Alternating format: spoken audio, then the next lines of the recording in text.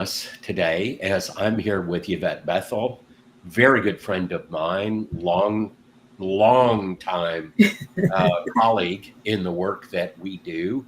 Yeah. Um, if you haven't seen one of these before, I'm Steve Goodner. I founded what's called EQ Fit, which is an organization focused around consulting, coaching, organizational development, leadership development, psychometric assessments, and all of that. Really, the purpose of that, though, in one line, is equipping people to prosper. That's what Mhm. I want to do. Yvette, tell people about you. Well, I have a consulting company, and I started out with HR and morphed into culture, human ecosystems, trust. And so I do specialized training in the areas where I've researched, especially around human ecosystems and leadership in that context and trust. I'm based in the Bahamas. Yes, and I'm still going to come visit, probably in January or February. But anyway, That's a good time to come. oh, that's good. Well, I remember Yvette, and let me before I get into what we're going to focus on today. If you have comments, questions, ideas, thoughts, anything, this is interactive. So please go into the chat. Feel free to enter those things. And we would love to get to your questions or your thoughts as we go through this process today. I remember when you shared your book with me, Interconnectivity, Flow, and Balance. And Mhm. I guess in all of the work that I had done, I had never thought about that kind of approach, living systems kind of approach to organizations. And it's fascinating to me. And I'm going to ask you a question about that, but I'm going to ask that a little bit later. Mhm. What I want to start with is we talk a lot about culture, Mhm. in what we do. What are the core elements? When we think about culture, we think about leaders really set the tone for the Mhm. culture. And today's focus is really about what's going on within organizations. So the first question that I've got here is, what are the core elements leaders often overlook Mhm. when they're trying to shape or transform their organizational culture? There's so many. I think I'll share a few that I come across consistently.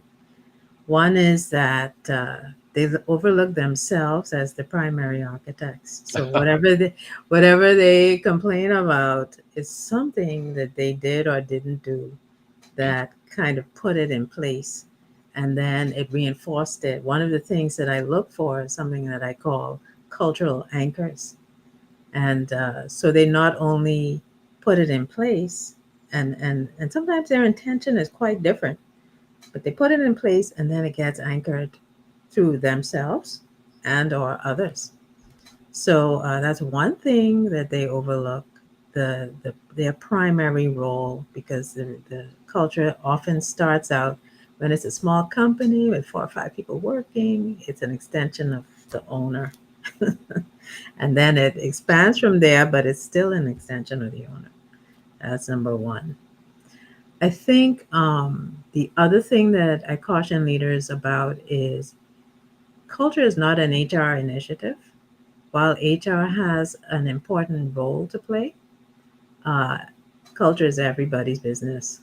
And the business has to own a cultural transformation, not HR. HR will own its part in that transformation. That's something that I tend to have to explain a lot because they try to assign it to HR, and then I have to have a long conversation about really the Hmm. business needs to own it. They need to take ownership and plan and run it because it's beyond HR. You have to get into structures, you have to get into systems, you have to get into technology, all kinds of things.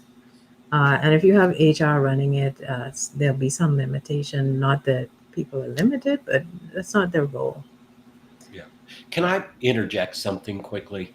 You really brought to mind for me a book I read several years ago called An Everyone Culture by Hmm. Hagen and Bradley, I believe it was. And one of the things they said in there that really struck me and resonates as you say this is organizations get the culture they tolerate. That's it. And what you're saying, I think, is that actually is multidimensional across Exactly. the entire organization. That's right. That's right. In fact, since you brought that up, I'll take it from that, take my next point, the third point from that direction, which is core values. Because there's a tolerance that happens with core values. Also, uh, there are espoused core values, and then there are actual ones. And a lot of times, leaders are caught up with the espoused ones, thinking that those are the actual core values that are operationalized. But in reality, it could be all kinds of things, all kinds of values that become core to the organization because, you know, people come in, they have their own ideas, they have their own experience of other cultures, and they bring these things in that start to morph the values in different ways. So that's why the owner is the primary architect, but then you can have other powerful architects Yeah. built within. I like the way you say that. I use aspirational values versus applicational values. Hmm. And when I'm working with an organization, I ask them what their values are. But the second question is always, are those aspirational or applicational? Most How times, would I see them play out every day in the workplace? Go ahead. most times they're not aware of the actual values.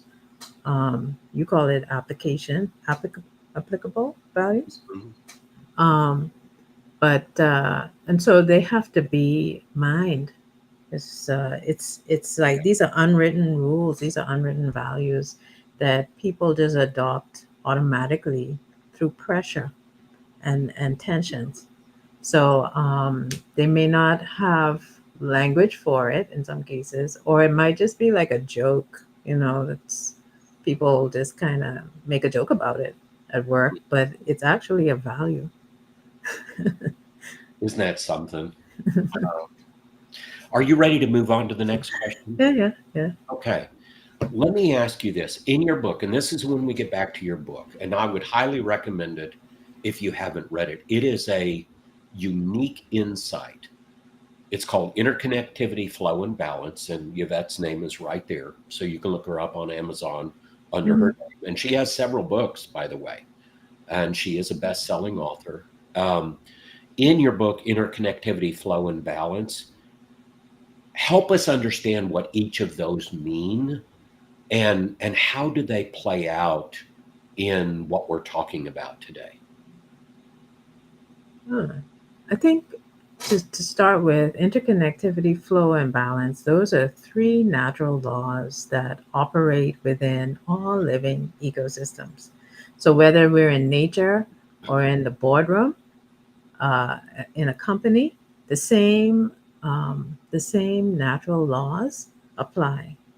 Okay. The interesting thing that I find about it is that you can use those natural laws, interconnectivity, flow, and balance for good, the greater good, or they can be kind of mutated into something that's Mm, corrupt.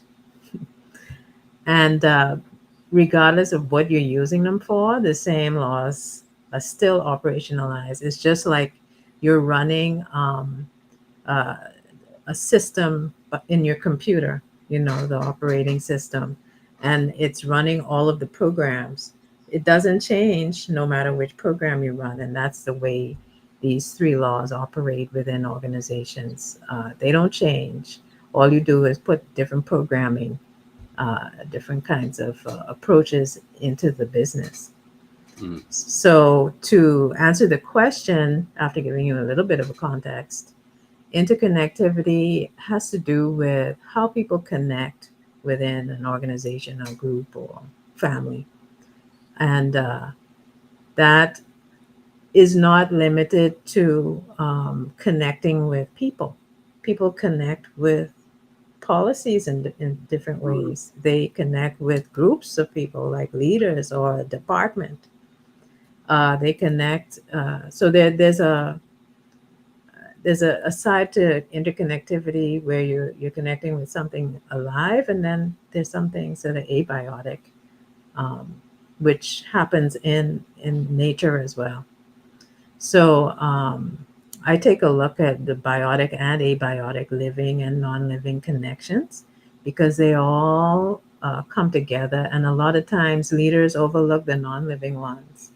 For example, you may have a certain policy, but people don't relate to the policy the way that you expect. They ignore it, they override it. You know, this is them relating or not relating in this case. And so, but it's, it gives you information, and it does impact other parts of the model, like flow. Flow gives you insight into how the organization is working, and when things are flowing well enough, the tensions that come out of flow, they modulate, but they can be modulated, but certainly uh, they're not creating a challenge in the organization. And then you have some tensions that come out of flows. For example, when you have layers of corruption operationalized within the system, within your organizational system, you have subsystems of corruption.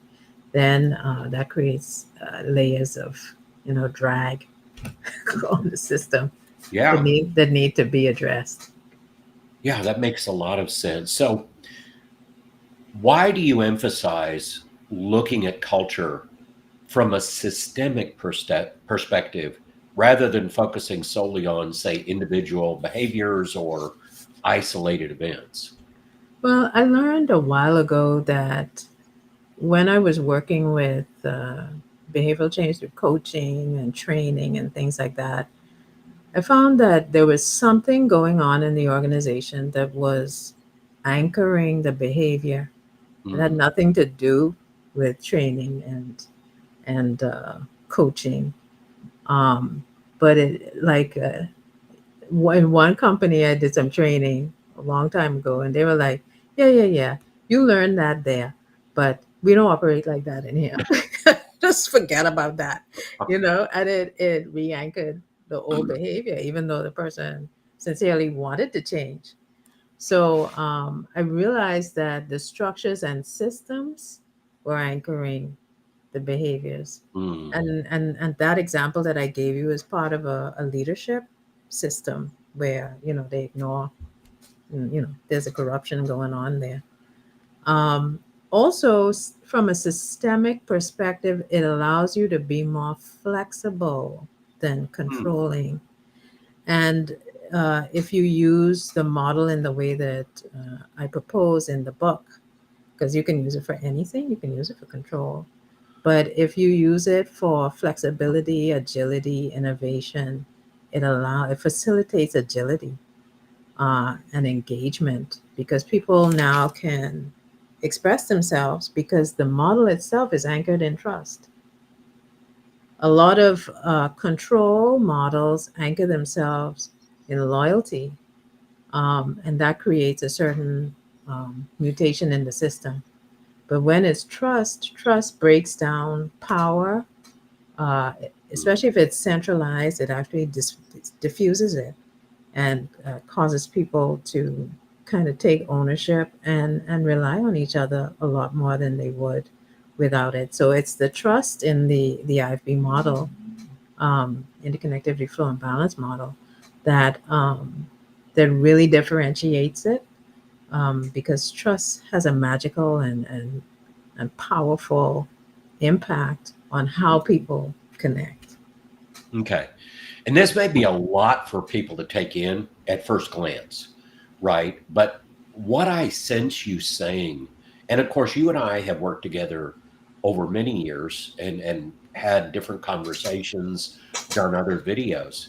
But what I really hear you saying is within any organization, there are these living systems that first we have to be aware of what they are Hmm. and how they're impacting individuals, leaders, teams, and the organization as a whole.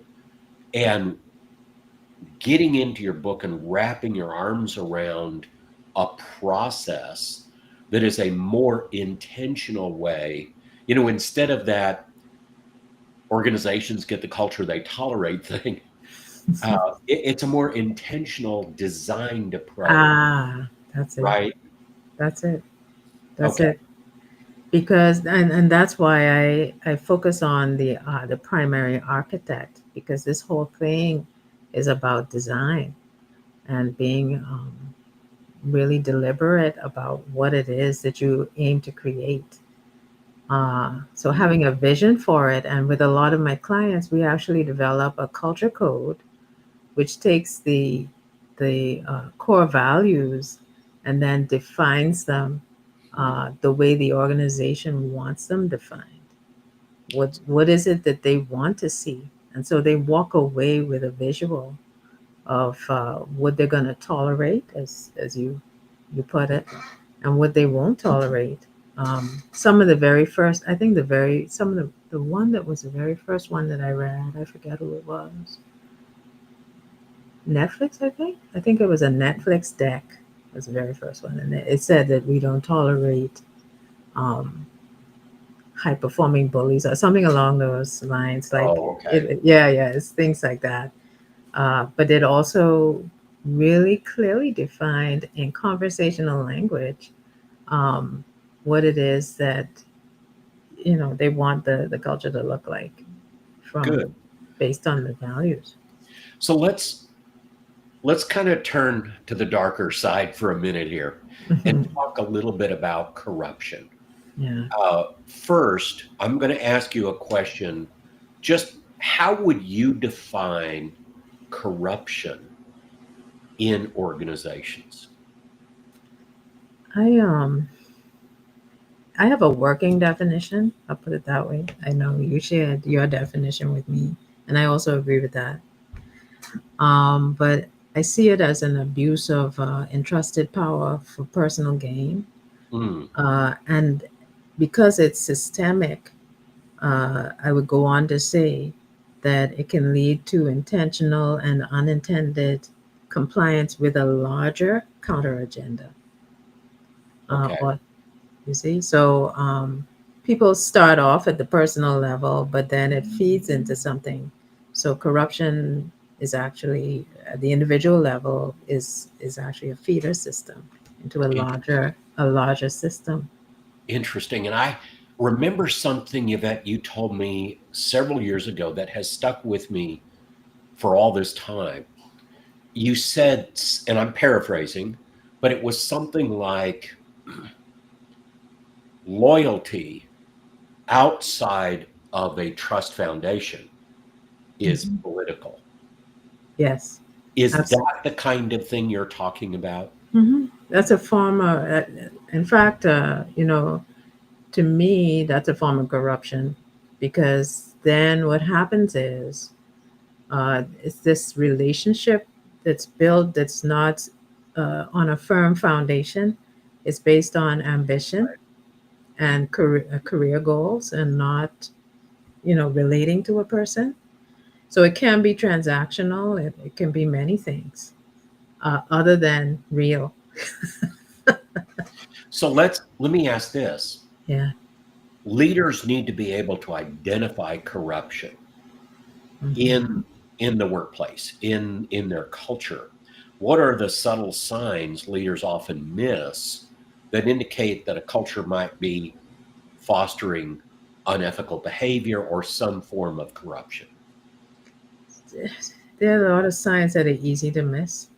One is silence when there should be some kind of tension, and people are just being silent. Um, Same people getting opportunities all the time. Is that's then that what that is they're creating a circle of people that are probably benefiting together. Corruption, in most cases takes multiple people because it's systemic, and they need people at different points in the system where the system is vulnerable to be on board with it so that they can help cover up. So, for the same people to get opportunities, it's easy to place them in the system at vulnerable points so that they can cover up. Is that a form of favoritism? Is Yeah, that yeah, yeah, what you're talking about? yeah, yeah. Favoritism, cronyism, Yeah. nepotism, Yeah. isms, All the isms. isms, right? Right. You have top performers who abuse their power because they're favorites, because they're performing, but then, they talk to people like dirt. Hmm. Um, and then you get people justifying things. They're starting to justify a lot of things. Because sometimes I find that corruption starts as something different. It might have a noble cause, and then over time it morphs. Yeah. Yeah. So let's look now at what role does organizational silence or fear play in sustaining systems of corruption or dysfunction? And how can they even address that? Organizational silence to me is a system. And with corruption, there are multiple systems at play. So you have the silence or the cover ups, you have an economic system in some organizations where there's theft, embezzlement, bribery, whatever. And then you have corrupt leadership systems where they have different norms and they behave in certain ways that support all of this through favoritism and other things, and on, power, whatever. So to me, all of the systems interlock and work together in one way. Although most companies have most of the systems in play, it all comes together a bit differently with a different theme. So to answer your question from a more micro level, I just was setting the stage for the answer. Silence is one of the systems, and that comes through, a lack of people being willing to blow the whistle. There's no policy to protect them, things like that. Um, it's needed, and people threaten each other to keep the silence going. They say things like, you better keep your mouth shut, or any And range of things. they may say it in joking, right? But there's truth in jest. That's right. Sometimes there's a lot of truth in that joking. Yeah, and people know that when there's truth and they really mean it. Um, People get silenced in ways. What else?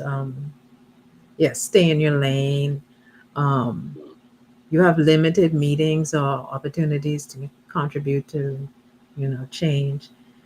It's part of the bigger system. It's a subsystem of the bigger corrupt system. Wow. It's almost like when people do those kinds of things, they're putting a cap or a ceiling on other people and on Mm. what they can accomplish or what could be.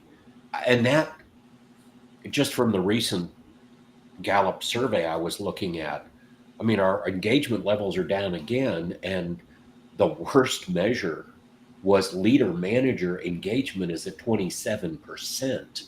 That's Yeah, 1 in 4. And what is shocking to me about that is no wonder employee engagement levels are down, hmm, because, and it just makes me wonder how much of this corruption is just inherent in so many different organizations. And not corruption, I'm not saying corruption for anybody listening, not saying from an evil perspective. I'm saying just from a practice yeah, perspective. yeah, I'm too busy. I wish I had $1 for every time I heard that. We're too busy, because I yeah. would be be retired by now if that were the case. But that's a challenge.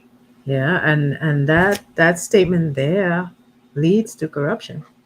And it's not a corruption that's, it could lead to economic corruption, but it leads to information corruption because now, you're blocking things. I'm Yeah. too busy is also a sign. Back to your previous question, that there's some corruption happening Uh, with your system. Corruption, from my perspective, is a mutation as well. Interesting. That's an interesting, and that makes so much sense because you were saying whether it's in nature or wherever, living systems, we know what mutations do. Mhm. And for those who don't know this about me, I don't know that I've ever shared this. When I was in college, I was pre med and then I switched to straight sciences. So I came out with degrees in chemistry and biology and Mhm. focused more on neuroscience and those areas. But here's what I know about mutations, they're 99.99% fatal. And no different here, right? Well, I'll put it this way: mutations that are not deliberate and planned, and because a mutation is a change. Some of them are self-driven, and uh, and some of them are more deliberate and intentional. And sometimes they work out, and then sometimes they lead to death of the organization. Yeah, yeah. So give us an example, give us a case study and anonymize it for us. I mean, you don't need to share names or anything, but give us a kind of a picture into an organization that you worked with that you were able to help them transform, and you feel good about that experience. Well, because I live in the Bahamas, we have less than 500,000 people here in the whole country. It's very difficult for me to share specifics. What I will do is share the kinds of things that I come across more often, Okay. because I'd hate for someone That's they'll be me. like, "Oh, Great way to I know who introduce she's it. talking about." Right. Right. So, and I do sign, confidentiality and NDA clauses and Sure. NDAs. So what I will do is kind of share like a simple case, which is something that we just talked about, and then that I see often, and then a more complex one, um, which is a composite of different cases. So, from a simple perspective, we Mhm. talked about just now how information, well, people say, "I'm too busy." That boils down to a form of information corruption. Hmm. Because when people say, "I'm too busy," and someone comes to them, their peers come to them and they need help, they're too busy.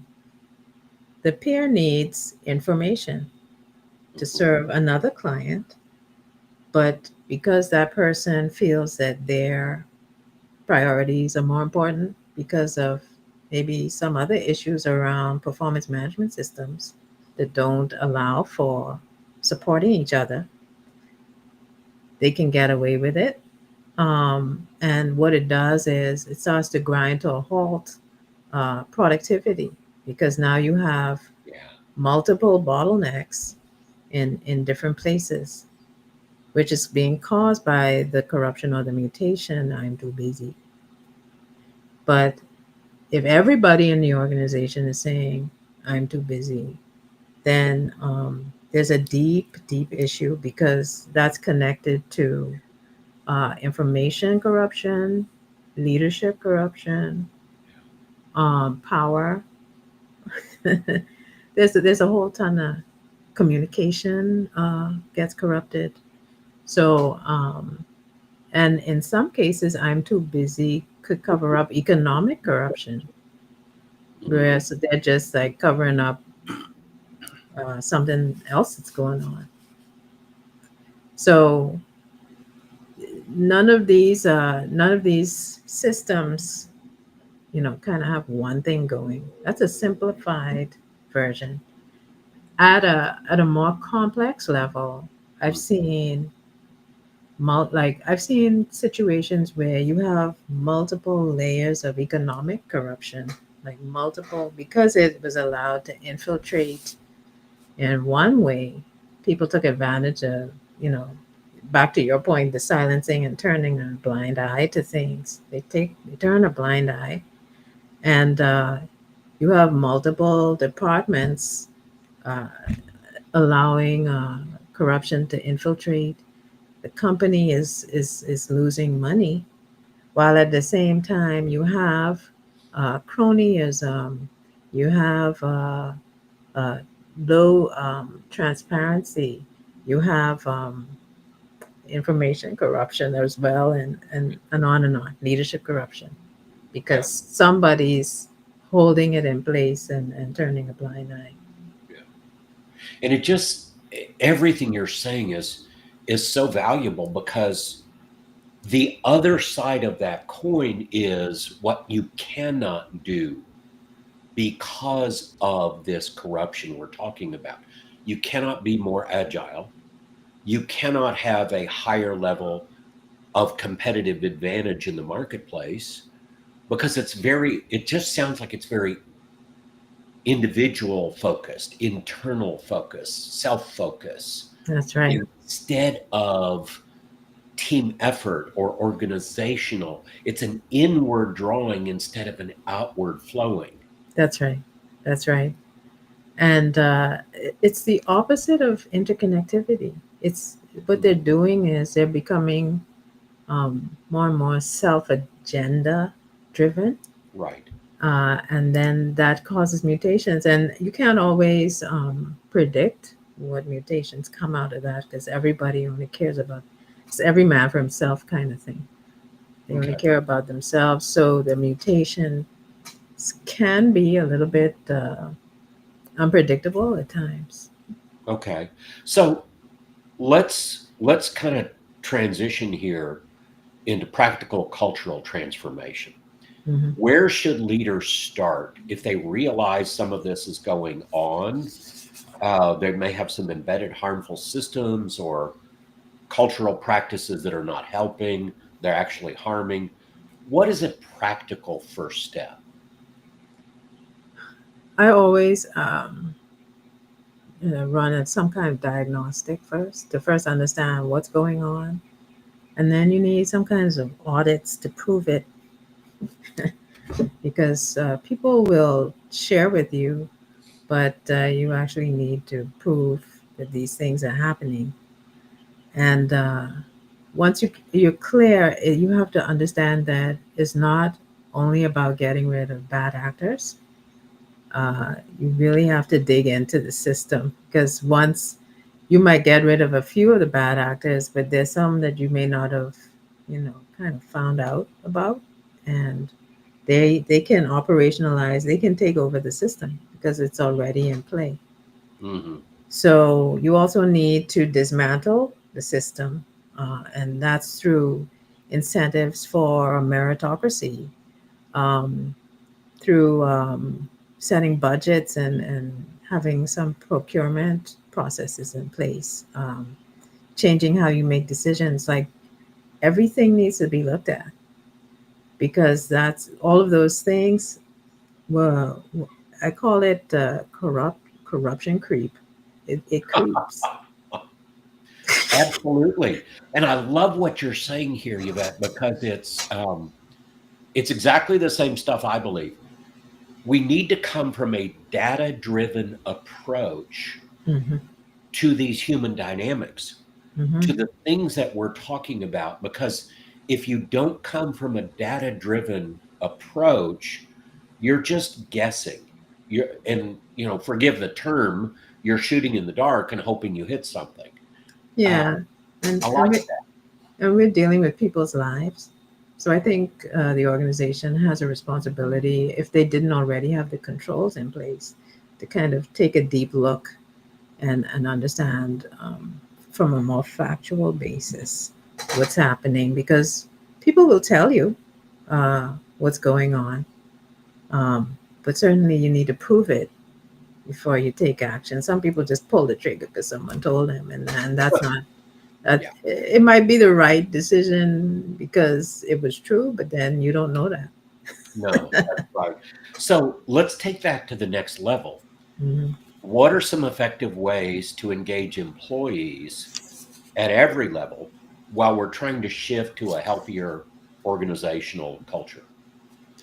I think I always take a multi-layered approach Okay. to engaging, and the what's key to all of this is for the owner or the CEO or managing director to take ownership as the architect or a primary architect. They don't have to be the only one, because you can have other senior members of the team that contribute to that. Then you have management. Their role is to kind of become role models and champions and live. They need to live the core values. Right, right. I'm going to show that. I love that comment. How would you answer that question? What recommendations do you have? Okay. Yeah, it does. It does limit trust. I I tend to I do several different things, but I always found that one thing works the best for me. Um, I used to do assessments, but many assessments don't pick up on things like corruption that might be pervasive. Now, it'll give you some hints that something is going on that people are upset about, but it won't zero in. I I learned in because I do a lot of statistical work, and I learned in statistical work there's exploratory and explanatory, and so I use focus groups and interviews. Mhm. Interviews just give me so much information. It's mind blowing because they're in a safe space.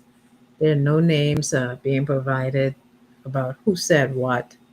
And if anything's on their mind, in many cases, they just talk without me asking a single question. And that's when you start to get what's really going on in the organization. You cut through all of the manufactured questions and just let it flow. Because what's really on their minds and what's really bothering them will come out first. And if it's corruption, it's going to come out first. It's going to come out some in different ways. Like sometimes you have to understand how the system works to understand that this is an indicator of corruption. For example, one big indicator is when people are saying they're underpaid. But that's no, but hang on. I know you're going to laugh because everybody says that. Everybody says it, right?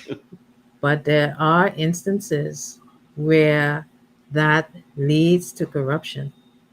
Mm. And so you have to look now at the other systems to understand if, they're just like complaining or this is actually something that's hurtful to the company because they're getting the money another way.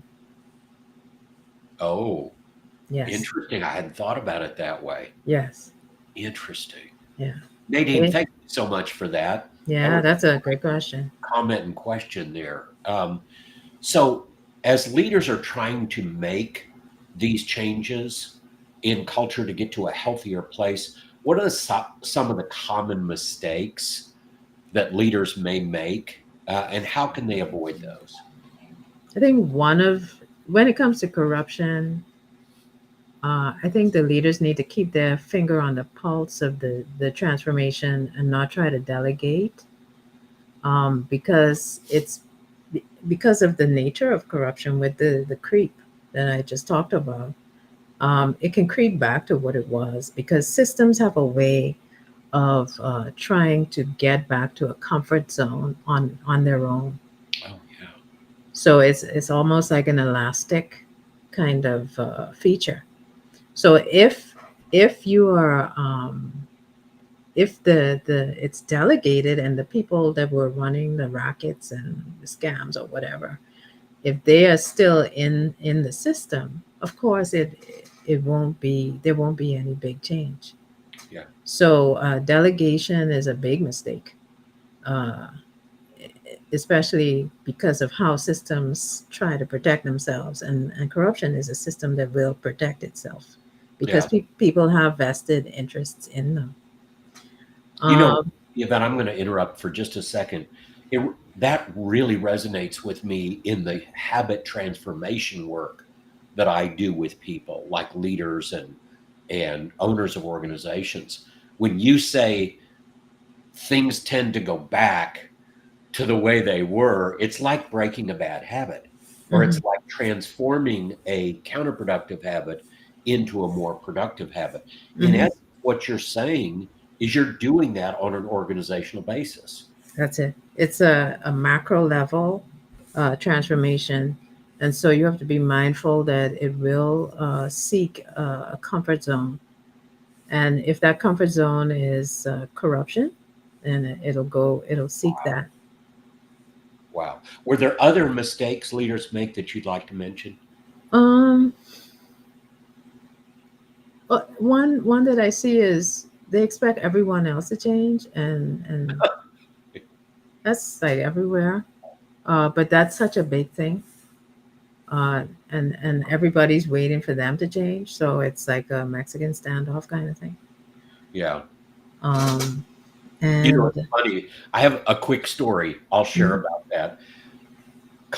Big culture change project 10 years ago, I started and got in with the owner. And this is a very driven individual, very, very factual engineer type.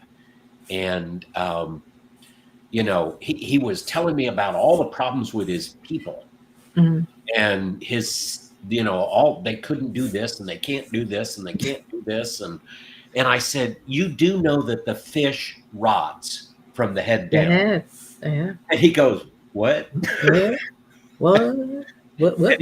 he finally kind of, yeah, exactly. He finally went, wait a minute. Did you just say something about me? Has to start at the top. I Yeah. think that transformation has got to start at the top, and it's got to start from the inside out, I think. Start and be sustained. Ah, Because you can't just like launch it and leave it either. That's another mistake. that's great. That's great. Okay, so now you've mentioned trust several times. Yeah. So I'd like to kind of transition and ask you, although we're focused on a much broader topic here than just trust, where does trust fit in to this values-based framework, this interconnectivity, flow, and balance? Well, trust is the pillar for the framework. That's why I call it the pillar of trust, because the intent was to create a pillar other than loyalty or, you know, other kinds of connective attempts to bring people to, different ways of bringing people together. Because trust is one of the highest quality connective factors. Trust and love; those are the two highest qualities. So in order, and people don't necessarily need to love each other at work, but they need to, for things to work properly, they need to trust each other more. And so trust came into the systems part of what I do because it actually infuses integrity into the systems and structures. Hmm. It builds the emotional quotient because when people feel psychologically unsafe, then the trust declines, and then that impacts the business. And it also supports collaboration. Now, I want to say this because you can have non-trust based, high performing organizations. But then some things start to happen. It really wears people out. It Hmm. disengages people. They get, sorry, burnt out. Yeah. They disengaged because they're being treated like transactions. It becomes more and more transactional. So and they end up moving on in some cases. In some cases, they stay. But you can build better engagement with the whole team as opposed to just the top performers with trust because you can get more out of them synergistically. Yeah. It's funny you said that because my blog article and podcast episode this week is about why are managers burning out? Why are Mhm. leaders burning out? Mhm. And it starts with disengagement. And Mhm. then, burnout is very serious. Okay.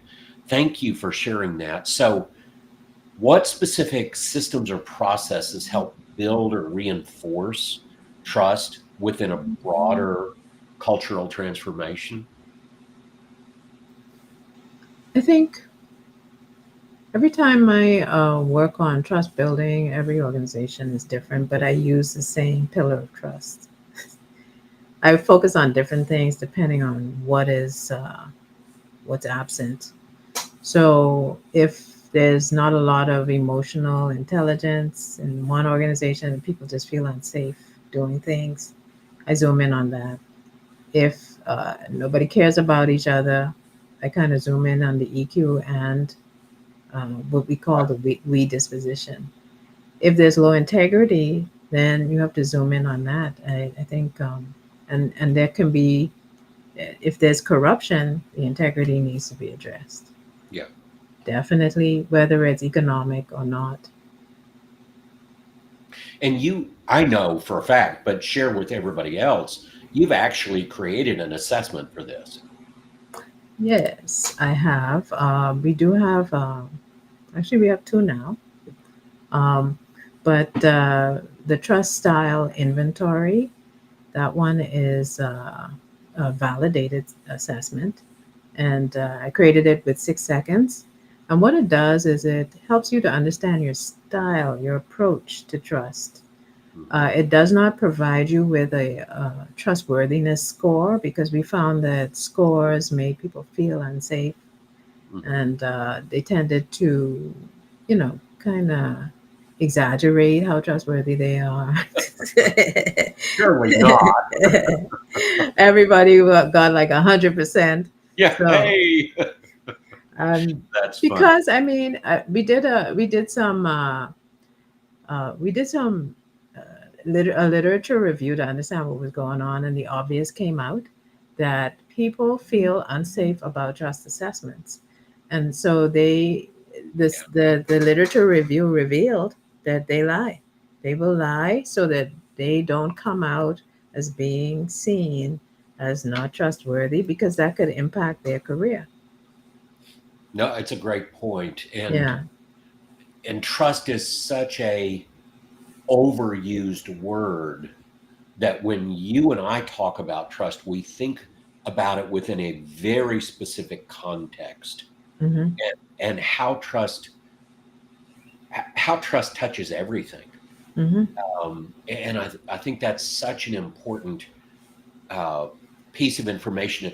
Yvette, we're not going to have time today to go really deeply into this. Would you do me a favor? Would you put your email address into the chat so if anybody would like to have a connection with you, that you could do that and just reach out to Yvette directly. Um, and I can tell everybody as she's doing that I have become certified in the trust style inventory. I have used it. It's very effective, and I love the fact that it is specifically about how you approach trust. And that's so important because this way, if you know that across a team of people, well, answer that question for us, Chevette. If everybody in a team, including the leader, took the trust style inventory, what would that do for them? Well, the two approaches you can take. Steve, I couldn't find. I put something in the. Oh, there it is. I've got it. Okay, there are two approaches you can take. You can.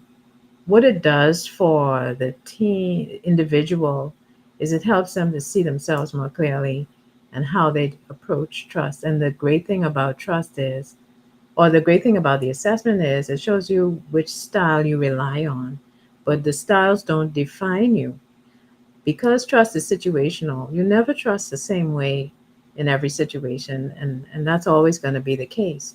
So what it does is it shows what you rely on so that you can start to think about, well, maybe I shouldn't use this style in this situation. Maybe another style will help me to come across as more trustworthy so that I can get this work done or build this relationship. So at that level, it's important as an individual tool. At a collective level, or at the team level, the tool can be used to understand what are the proclivities of the team, what does the team need in order to trust, so that you're not coming as a leader with a certain trust style because you are approached to trust because that's what's important to you. Mm. Uh, the leader can, or even a coach, because you have to adapt your style to what the person needs.